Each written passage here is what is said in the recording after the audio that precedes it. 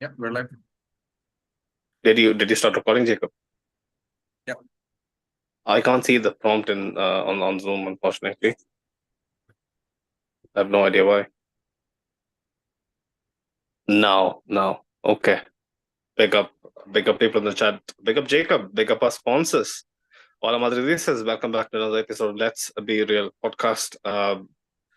We are here to actually break down what happened against Rayo. Nothing pretty, but I think effective on the points table.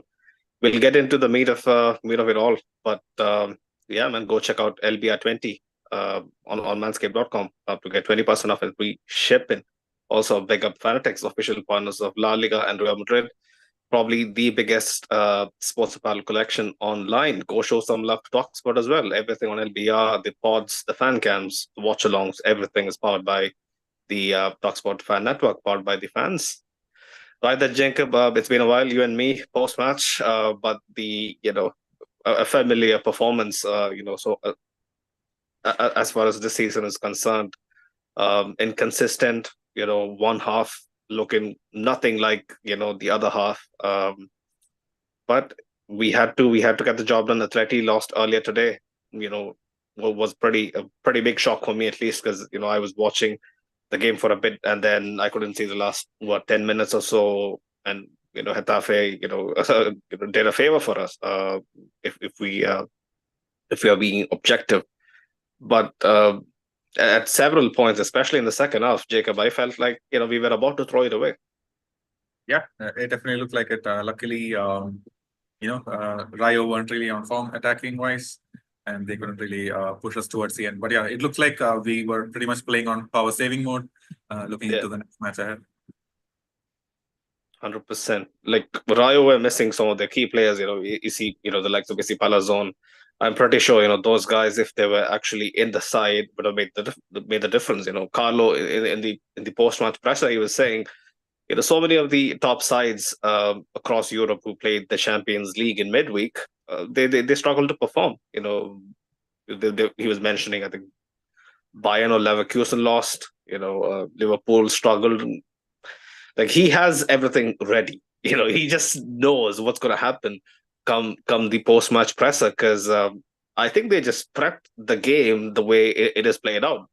At times we kind of I don't know, us as fans are being too naive to think, oh yeah, maybe Carlo doesn't have tactics, but when he says stuff like this, it kind of gives me the impression that he plans the game to be a bit of a rugged affair than it needs to be. When he says stuff like this right after the game.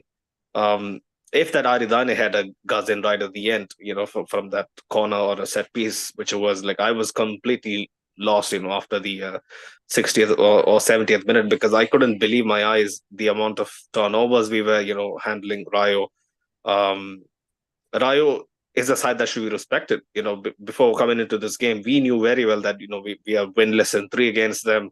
They're solid in their press, very organized, a young coach. They have Rayo has a certain vibe about them. They aren't a side that is willing to just concede all possession and sit in a deep block and pray. Rayo have a bit of vigor, a bit of identity about them, and that Especially that was against on the full team pass display. method. Yeah, and this time round, I don't know if it was the Bernabeu or if I mean the Mm, first half was pretty decent. It's yeah. just that some of our players up front, Bellingham, Vinny, they weren't really 100% sharp or really into the game that I feel. Mm. Otherwise, we could have maybe put the game to bed earlier on the first half itself. Bellingham, especially, he seemed rusty. Yeah, very rusty.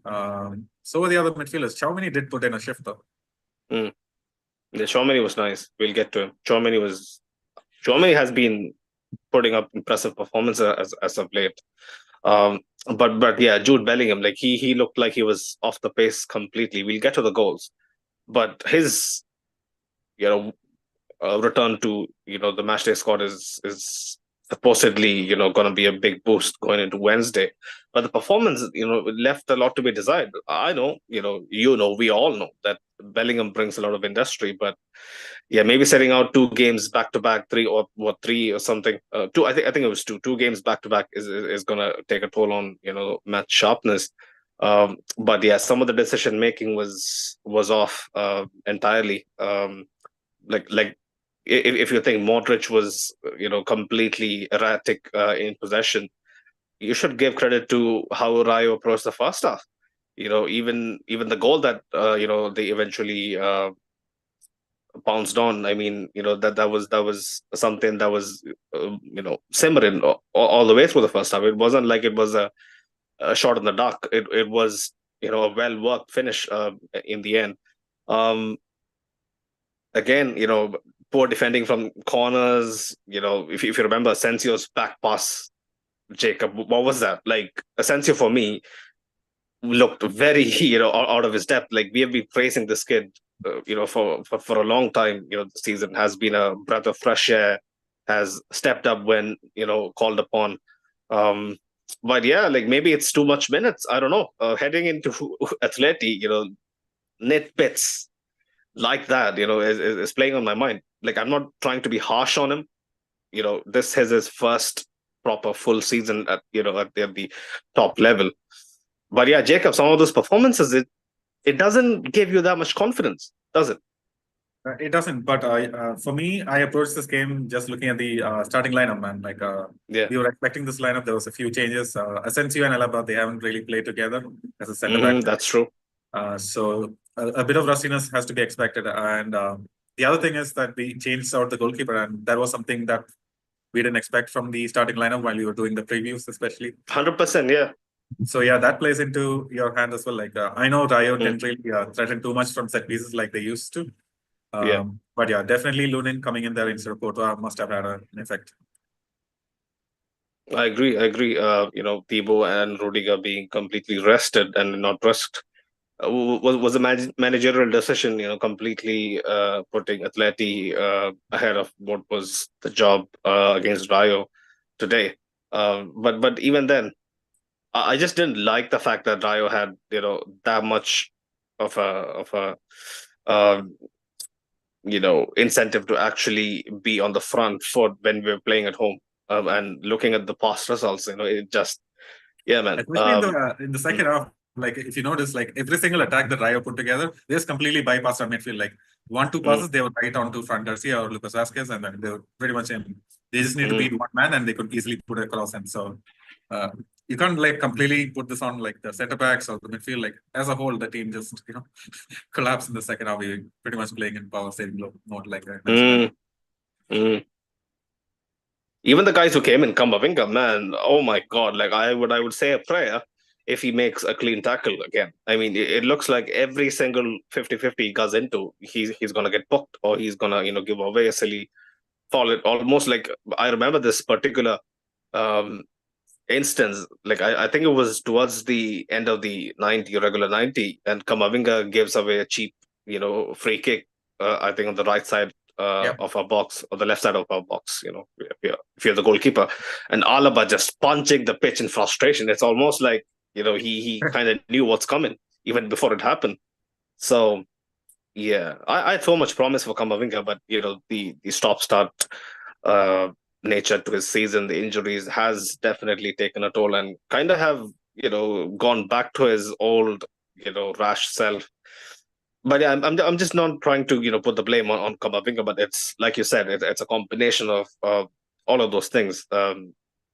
Me personally, I was panicking when Rodrigo went down. I was like, holy shit, may nothing happen to him because Vinny and Mbappe, yes, they did get on the score sheet, but Rodrigo is our man if we need to survive Atleti. Most in man attacker by far, at least until for this whole month and a half at least. Mbappe haven't really been firing, and even in the Man City game, everyone looks at Mbappe for that hat trick, but then the unsung heroes obviously are Rodrigo.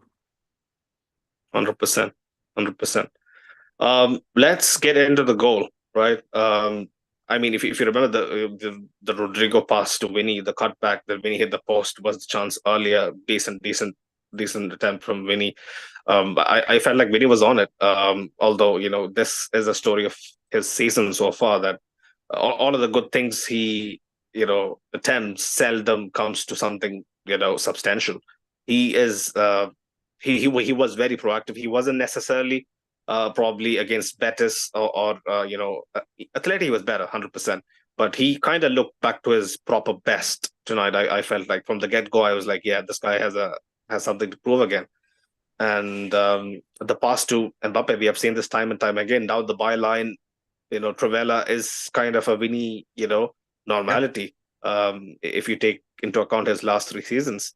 And Mbappe, man, walk me through the finish. It's his determination that ends up giving us the 1-0 lead.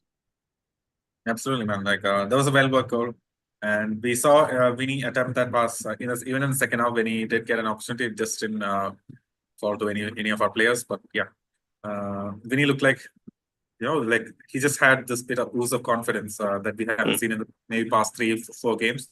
Because he's been playing against these hard oppositions, he hasn't been really getting involved like he used to. But this game, yeah, he looked like he was on it. Mbappe, man, for the finish. I mean, if he doesn't, completely commit to seeing that action through, like I don't think he beats Lehuan, to it. The slight deflection, I think he just completely pulls the fortune in his favor. To drive that ball home. And the celebration, it's almost like a relief. I mean, this is the level that we are dealing with, right? Mbappe has been the top boy, the man in PSG, in France, and then he comes to Madrid. He doesn't score for a couple of games, and then this is the reaction that we see. It's great to see, if I'm being very honest. Absolutely, and something that stood out to me was like even in the past games when he does miss chances, it's always like, oh, he just smiles and whatnot. But he seemed more focused today, a bit more serious from what we've been seeing in the last couple of games. So yeah, pick up to him, and then I'm a bit more excited for the Athletic game than I was, from the first last week. Yeah. I get it. But the league form is concerning. The league in a nutshell is I don't know, man. Was it Mo or was it Farouk? I don't know. Was it someone in the comments? A couple of post matches before this one, they were mentioning, even if we win the league, are we deserving champions? And was it Ashik or was it me? I think it was me who mentioned that if we win the league, nobody can question if we actually deserve it because we actually got the hands on the trophy, and that's that period. But when you look at performances like these, the performance against Betis, you kind of wonder, this might be Carlo's biggest heist ever, biggest successful heist ever in his whole 30-40 year career, both as a player and manager, if we actually manage to win the league. Because it's not convincing, man. It has never been convincing for the past 6 odd months. I mean, you have to like just look at the other teams as well. Like even if Barcelona win, maybe you can give the argument that okay, they were the most consistent team so far this season, except for that that's now in November and December. But let's say they do drop form after this, and then we actually win the league. I think all three teams who are fighting for the title this season, nobody are like nobody really are like super consistent that they can actually win the league by a mile. So. The same argument can be said for all these three teams. Man. Like, look at Athletic. Like, I'm sure we have the head of a game coming up as well. It's going to be a difficult game, but I don't think anyone's going to be like deserving champions, quote unquote. Yeah, I mean, as a neutral, if you're tuning into La Liga, this is one of the best title races we have had in a while. It's looking like it's gonna go right down to the wire. And if we guzz right down to the wire, I don't know if you noticed that. When I mentioned it in the group chat, Barcelona will be playing away at the San Mames, and it's going to be one hell of a, close to the season. So, if we are actually on their coattails by that period, I do think there is a slight chance that we might win the league. But yeah, it'll take something absolutely cinematic to actually win it, because. Yeah, this doesn't give me enough conviction to say, we are going away to, who is it, Villarreal next week and, doing the job. But let's talk about Modric, man. 40 years of age, the pass for Vinny is one thing, right? But his overall performance, the way he started, the way our midfield setup started, and to an extent, the way they handled, the sort of the second half of the second half left a bit to be desired, but overall, I think Modric just seemed a class apart. Once he kind of gained a bit of his mojo and he settled himself into the game, we have discussed this, on countless occasions, that Modric is a player who likes to feel himself into the game. He's a player who will be looking like he's on it from the first whistle. He is someone who relies on being that being that outlet for for his teammates to find to escape the press and basically progress the ball. 4 key passes, Jacob, the most across the 22 players on the pitch. How important will he be if he keeps us up against Atleti?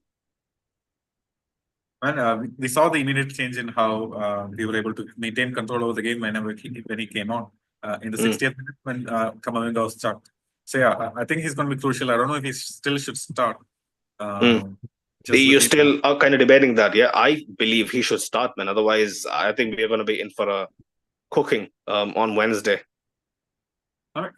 Just take a look at okay, yeah, Camavinga is the other candidate, right? We're not going to have Bellingham and Raheem on the pitch, that's for sure. Carlo doesn't operate that way, and if Camavinga does start, yeah, he's going to be more serious. He's going to be more, measured in his tackling. At least that's what I feel. He did avoid a yellow card, yeah, against Atleti.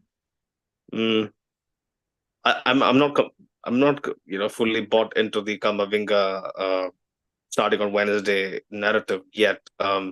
So like my question, so your ideal midfield would be Fede back to right back, right? So it's Modric. I mean, it's Tchouaméni, Camavinga, and Bellingham. That's it. Yeah. I mean, it's going to be a back two, and then Bellingham's going to join the attacking trio. So yeah, let's see how it goes. But I still feel like the first half should go to Camavinga, and then if it doesn't really work out, take him out, and bring in Modric. Yeah, you're kind of talking with the mentality that in the second half, if the game starts getting stretched, that's when Modric is needed. Absolutely, yeah. You see the ability to play the key passes today, right? Even if he didn't have like a complete 90 where he was like fully onto it, like he still can unblock the defense when that opportunity arises, which none of these other players can do, apart from maybe Bellingham, if he's on form. That we don't know what version of Bellingham is going to turn up, so he's going to be crucial in that second half when things open up a bit more, for sure. I think there's two, sides to the argument. I would think that if the game gets stretched, I think we need Camavinga's end-to-end lungs in the second half, and especially considering Atleti are, trailing. And what do you think about this? Like, how would if they are actually like not just sitting back? If he actually need to bring a game or take the game to them, what if he just comes on as the left back, like we've seen in previous years? No, I wouldn't take that risk because Mendy is too big of a loss, especially if we are, looking to kind of quiet down the Metropolitano, because bro, like we are going to be heading into a game where Atleti are trailing in a decisive second leg.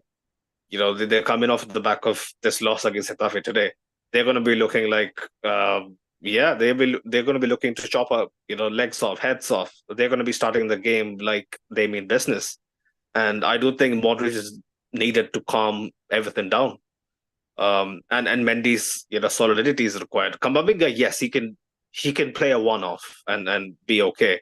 He did show that a couple of years ago, but nah, in a game of this magnitude, you need a better head, in my opinion. Camavinga might lose it. He doesn't look like he's a guy who loses it, but we have seen Camavinga's track record. It's not I totally get you, excellent, man. Like, Carlos also going to have to juggle with the same thoughts. And yeah, I do hope that this guy chooses Modric, man. Yeah. You think Carlos going to choose Modric? I hope so, because in the press I was asked, will Modric be rejuvenated enough to actually play Wednesday as well? He was like, yeah, like he recovers well, he trains well, so like I'm keeping that open. That's what he said, basically. There is a possibility so far this season. Yeah, I mean, don't jinx it now. Yeah, don't jinx it 2 days before the game. But Jacob, the pass to Vinicius, Vinny kind of manifests it because he runs offside, then comes back onside, and then swivels in to make the run again. But the chance in the second half where Modric almost plays like a pseudo winger to run into space and then cuts it back, Vinny should finish it. Absolutely finish it. If he finishes that, that's game over right there. Yeah. That's been the story of Vinicius this season so far. He has looked really bright. He has combined in certain parts of the game in most games. It's just that things that were happening to him that were happening last year just isn't clicking, and then it's just a matter of partially luck, partially the match sharpness, the continuity as well. Mm-hmm. Well, like what did you think about his his mandatory yellow card for this game? I mean, it's not a surprise anymore, is it? Like, I don't even want to make that a talking point for a post-match, because unless it costs us the game, then we have to. Like, we are not shying away from anything here. People are tired. I'm tired of discussing it. I'm tired of calling it out. I mean, what's the point? If he matures up and then starts ironing that out, good for him. Because he'll lose that tag of, oh, he's that annoying guy, from the rival fan bases, and the general consensus is that he is a spoiled brat. Like, I don't want my player to be labeled that. Mbappe is not labeled that ever. Like, Mbappe has had those egoistic tags on him all his career, but nobody ever speaks about Mbappe in the way they speak about Vinny. There's a reason for it. But yeah, it is what it is. But the goal though from Vinny, he basically gets forced to go out wide, but then he comes back, return of the Mac with 100 times the aggression, 100 times or the loco crazy dribbling that he possesses. I mean, how do you stop him? Because the defenders, on looking that particular action unfold, they know that he's coming back. They know that he will do what he has done consistently for the past 4 or 5 years to them, and then yet they couldn't do anything about it. It looks so easy, but how difficult is it, Jacob, to actually be that determined? I mean, it's got to be a nightmare for any defender. Like, this guy just never quits, right? So yeah, as soon as he gets into the box, like, you can't really go towards him and apply pressure, because he's gonna go down. He's gonna get the penalty. So yeah, that plays on every single defender's minds. They actually back off of him a bit more than we've seen Atleti do. So yeah, Vinny is just the guy to punish those kind of defenses.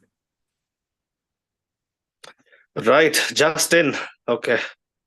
I don't know how to handle this, but they say Vinicius has a minor injury to a toe on his right foot. Bellingham has suffered a minor blow to his right thigh. We saw that, after the game he was kind of bandaged up. Rodrigo has suffered a blow to his metatarsal of his left hand, although it is not serious. Ancelotti believes he can count on all of them. But yeah, man, if all of them are kind of playing through knocks, I don't know, man. I don't know, bro.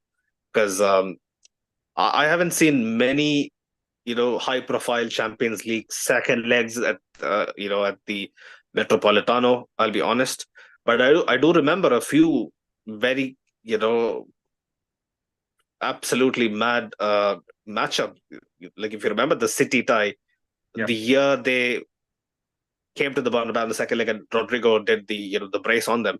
That year, before they faced us, they faced Atleti, and the City side, who was known to be professional and whatnot, they had to basically do the Atleti to them to survive.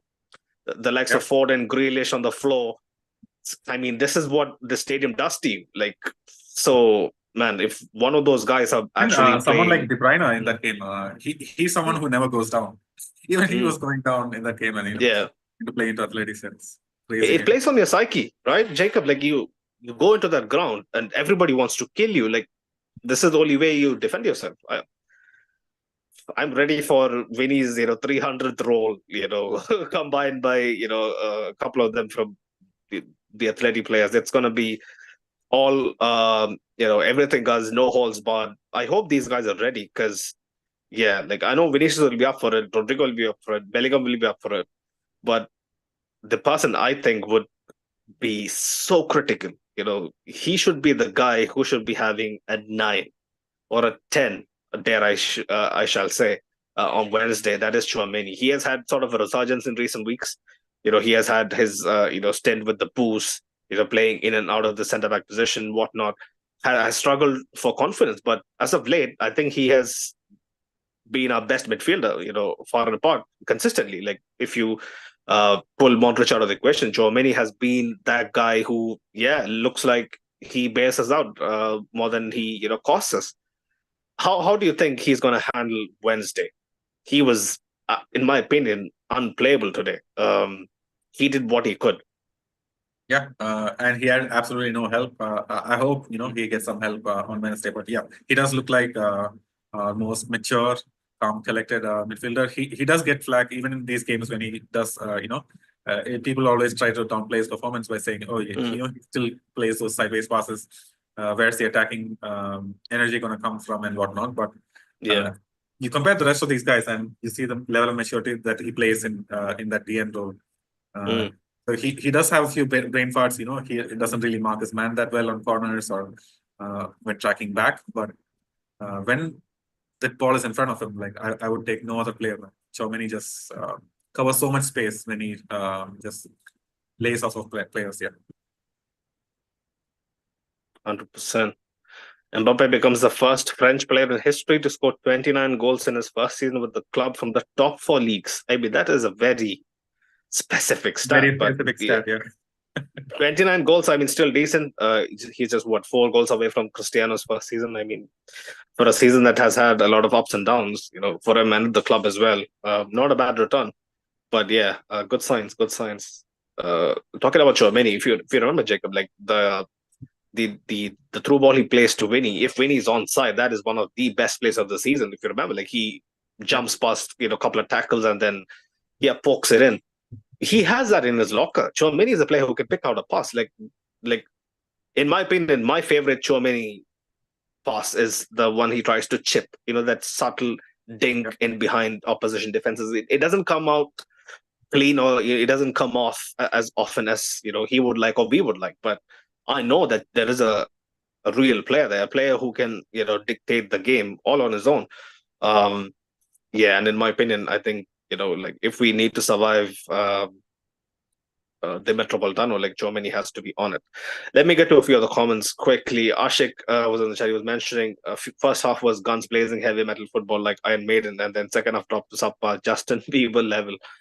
He was mentioning, don't you guys love Getafe? Vinny got a customary yellow for shithouse again. Sven agreed. If we win La Liga somehow, we can't say we deserved it. We haven't been consistent and we looked lost at a lot of games, and that we somehow won as well. Board players and Carlo at fault. Happy belated birthday to Madrid. Right then, who else are we missing that we didn't actually talk about? Did you like the wing backs today? I think they were decent, with the pressure that was put against them because Rayo completely bypassed on midfield and they had a lot to deal with, and I feel like they dealt with it to a certain extent. Stop a lot of crosses like I would have loved to, but kudos to both Fran Garcia and Lucas Vazquez for having pretty much a decent game. Fran Garcia, like if you remember, like the Vinny pass to Fran, I mean, he is that outlet. Like he's a more willing runner in behind opposition defenses than Mendy. We all know that he is a guy who is the attacking option at fullback, at left back for us. Whenever he has stepped down this season, he hasn't, he has had a couple of brain farts here and there, but consistently he has been, above average, pretty good. But then again, I'm a Mendy stan. If you ask me, no way I'm dropping Mendy on Wednesday. Now, no way is Carlo gonna drop Mendy. Oh, you're gonna stick with Mendy too, yeah? Because earlier on the season, I was thinking Jacob has left Mendy by the roadside. No, and maybe earlier on the season, but he has been our most solid option. He has stayed healthy, which is the most important thing. That's the thing we were discussing earlier on in the season. If he can actually stay healthy, then he can do something. But he's never available for a stretch of 3-4 games. But he has been able to do it. So kudos to Mendy for staying fit, staying pretty much solid. He hasn't had a lot of help from this formation, like similar to last season, but he has Yeah, put in. 100%, 100%. I mean, solidity isn't something that you can associate with this formation or this setup, right? Um, that has been Carlo's biggest headache, because no matter how well we play, there is just that, that feeling that, one good ball is all that is needed to actually unlock our defense. But yeah, Pedro Diaz, I mean, couple of brain dead fans on Twitter and whatnot were blaming Lunin for the goal. I can't back that. I'm gonna defend Lunin to death. He is my keeper. He is my numero uno. I love him more than Debo. I've been very vocal about it. But even if I was being objective, how can you put that on Lunin? It was a wonderful strike. I mean, it was such venom that I don't think Lunin or even Debo could even get to that in time. Yeah, I mean, people look at slow motion replays and think, okay, this can actually be stopped. But like, Mm, you watch it in full time, it's going in. And mm, neither Courtois nor Allison, nobody's stopping that. mm. A decent finish, Pedro Diaz. I mean, that was a pretty nice bit of play from Rayo. They did walk our defense out, man. Every time they attacked, like you mentioned earlier. I would also like to highlight Alaba. I think he played decent, considering that he has been out for so long, and uh, he has been struggling for some consistent, not just game time, consistent performances. I think this is by far up there with one of his best this season. Jacob, do you agree with this? He even made a couple of deep runs Yeah, into Rayo, something to remember, and almost tried to get the ball back in. he did. Yeah, By the byline. I was really happy with his performance. Maybe he does deserve a few minutes here and there in the Champions League games. Mm, Later on when we're trying to close out a game, or when we need more control. The yeah. good part for me today, especially, is that he looked actually fit. He looked like he can actually run. He can actually get to the ball first instead of the attackers. So yeah, that is a major talking point for me from Alaba's performance. Otherwise, just it's a completely new defense he was playing against. You can understand that the positioning is not there, the leadership thing is not there yet. But yeah, he looks fit. He looks like he can be counted on, especially Mm, if even in the bigger games. mm. Yeah, I mean, I was surprised by the dart from deep. He looked like he had enough enough confidence in his hamstrings to actually run at it at breakneck speed. Yeah, big up Alaba. We know, again, there is a player there. His future is something that we need to kind of probably discuss in the summer, and what goes on with that, especially with his contract being up next year. Um, but yeah, like I'm pretty sure, like you said, come the knockout stages, when we need to close out a game, or if the game goes to extra time. I don't want the game to go to extra time on Wednesday. It's gonna be hell, man. I don't have that kind of mental solidity, to actually sit through that and be okay. But yeah, man, Jacob, final thoughts. Final thoughts. A decent game. A few players actually needed this game to get back into form. The likes of Mbappe winning. Glad they got on the score sheet. They needed that boost of confidence. Bellingham especially needed. He looked rusty, but I feel like this game is going to help him for the game against Atleti. So yeah. Mm, Uh, Hopefully the injuries are nothing to note, and we see all of these guys healthy and raring to go against Atleti. mm. Fede Valverde as well. I mean, it was good that he was rested. I just hope he again starts at right back. Do you think we'll make the dumb decision of playing Vasquez at right back against Atleti away? I don't think, but I don't think so. I Carlo just has hope so. seen too much of a sample size that Valverde is the best right back, and he single-handedly stopped maybe 3-4 goals from Athletic, Yeah, and yeah, then yeah. Vasquez wasn't going to stop. So Carlo must have seen that, and there's no going back now. Mm, mm, mm. I hope Carlo doesn't think, oh yeah, we need Fede in midfield to control Atleti's midfield four. But yeah, man. Yeah, I'm already getting nervous. Jacob, but this has been not a case. Like I've always been the guy who's a bit pessimistic, right, going into these big games. But I'm always a guy to not really hype my team too much, and be humble and accept the fact that Champions League is an entirely um, is an entirely unpredictable beast. You can't really predict what's going to happen. But I'll be very honest, Jacob. You have lived through it. I've lived through it, right?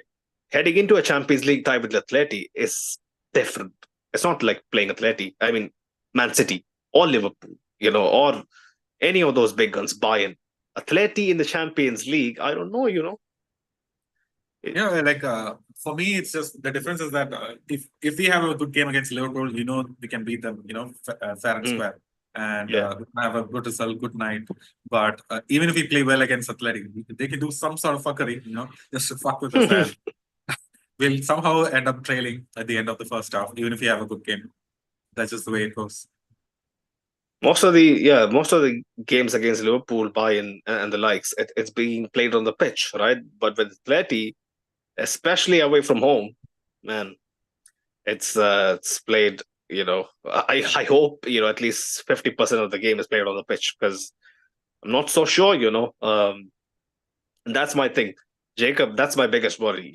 When we were in our prime, when we had Cristiano, when we had Benzema, at the best, Cruz, Marcelo, Modric, Casemiro, we still lost 2-1 away. And we had a 3-0 lead. I don't know if that was the complacency that played into our heads, but I do remember that game was an absolute warfare. I mean, it was a battle from the get-go. They weren't giving us, any clear opportunities. I mean, Benzema had to do a Maradona himself to actually get us something. So this is my question, Jacob. Are these kids, this generation, mentally capable to survive that? I don't know yet. I haven't seen enough evidence yet, despite them winning a couple of Champions Leagues. Yeah, that's crazy to say, but yeah, against Atleti, that's the way it goes, man. Like even experienced players, like Cristiano, all of these guys have like severe breakdowns, almost you could say. Like can't put Mm, two, three passes together. That's just how hard Atleti goes to us. And this season they've been completely different. To be fair, it's just that when they decide to actually defend the lead, they see it out. yeah. That's no stopping them. And it's these small moments, like Carlos said in the first leg, yeah, before the match. It's the fine moments that we have to take advantage of, that we can't keep Mm, missing chances, we can't keep yeah. misplaced pass, and that's going to decide the game. 100%.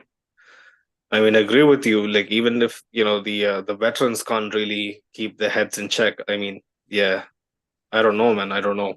We have to be at it. We have to be completely. We just have to be professional. I believe, because they're gonna try their level best to wind us up. I mean, all Vinny needs is a smile. I mean, smile at him the wrong way. That's enough. That's enough to get Vinny all fired up. And yeah, I just hope we are okay, man. Yeah, it's gonna be hell. It's gonna be hell. But the preview will be on, right? I'm pretty sure Alex, is pretty pumped up watching our performance, but he will also know that they lost against Getafe. So it's two teams that are not stilly. I mean, not fully, still at it. Despite the season being in March and what, like 11 match days to go. It's funny. It's funny. But yeah, big up people in the chat. Big up people tuning in later on as well. Let me get into a few more of the comments. Ashik was mentioning the Rayo goal was a near perfect shot. Any of the post goal are impossible for any keepers to save. But why are we giving these players so much time and room to shoot? We did the same against Atleti. I don't know. That's the Carlo way. We just contain. It's not really like us to actually go closing down people. It's a rarity. It happens in bursts here and there. You know. Ashik was mentioning Wednesday's match will be gritty, and Atleti will be playing in a deep block. Our forwards are not going to have the luxury of time and space on the ball in the final third. Yeah. You saw the game, right, Jacob? Mbappe, Vidi, two-man, three-man, every time they, had a whiff. Um, but Ashik was mentioning this generation is Gen Z, which means whine and moan more than actually get the hell up and get on with the business. Then get an unnecessary booking as well. Um, is Winnie Gen Z, Jacob? No, right? Is he? I don't know Um, the fucking bracket anymore. Yeah. Anyways, leave it. But we get the gist, Ashik, 100%. Big up our sponsors, LB at 20 to get 20% off at manscaped.com. Go check them out. Check out Fanatics as well. The link is in the description below. Also, show some love to Talksport as well. Everything on LBR is officially powered by the Talksport Fan Network. But until next time, people, Hala Madrid. Hala Madrid.